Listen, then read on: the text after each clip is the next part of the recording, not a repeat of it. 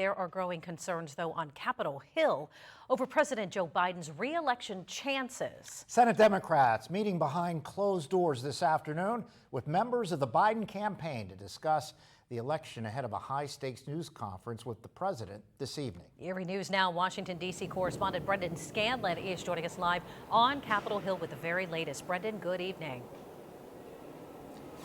Hey there, Mike and Eva. Good evening to you. Well, it was another chaotic day here on Capitol Hill, which has really been the case here all week, as a number of Democratic lawmakers, a growing number, are calling on the president to step aside. There are now roughly 12 House Democrats and at least one Democratic senator who think that Biden should bow out of the race.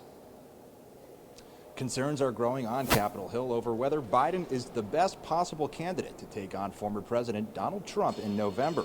Last evening, Senator Peter Welch of Vermont was the first Democratic senator to publicly say Biden is not that candidate. Welch told reporters after today's meeting with Biden campaign officials that his mind did not change. Many senators kept quiet when pressed about whether Biden should stay in the race, many saying, look, we need to look at the data, the analytics, and kind of see how things go this week. Other senators, like Senator John Fetterman of Pennsylvania, are airing full support for Biden. Democratic leadership in the House and Senate have also reiterated their support for Biden. Here's what House Minority Leader Hakeem Jeffries had to say earlier today about conversations among his conference.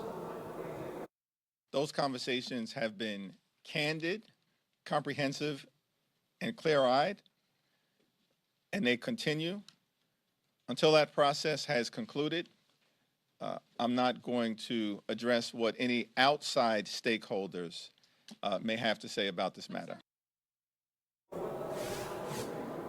Mike and Eva, tonight at 6:30, President Joe Biden will deliver perhaps one of the most important press conferences of his career. He'll mark the end of the NATO summit, but is also expected to address some of those concerns regarding his age, his cognitive ability.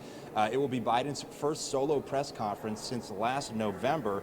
The eyes of the nation and of the world will be watching the 81-year-old. If the president struggles, it could force House and Democratic leaders to confront what a growing number of their members continue to be so worried about. Reporting live on Capitol Hill for Erie News Now, I'm Brendan Scanlon. Mike and Eva, back to you. Brendan, thanks.